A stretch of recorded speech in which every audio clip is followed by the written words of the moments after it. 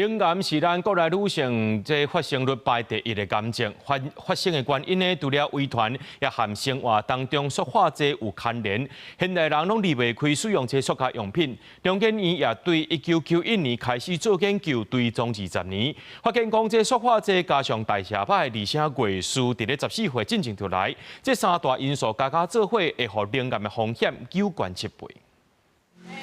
早頓店的豆奶下晡，閣來一杯咖啡，就算用紙杯啊，但是嘛有可能甲塑化劑食落去腹肚內。最近中研院做一份將近20年的研究，證實塑化劑和腸癌的風險有關係。研究發現，若是3項條件同時存在，分別是塑化劑、代謝歹和頭一擺過緊來的時間佇14歲進前，腸癌的風險會提懸7倍。本來我這項的時陣是1.71倍，2項都懸的時陣就變成2.68倍。若是講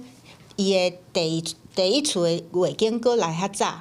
的時陣，這個風險會到7.52倍。這項研究由醫師陳建仁帶領，對1991年開始收集12000名婦女的檢體，透過20年的追蹤過程中，若發現研究的對象得到腸癌，因就會去冷凍庫提出檢體來做分析。因為大部分的研究攏是在病人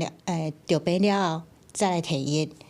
血還是尿液吼，但呢就真歹來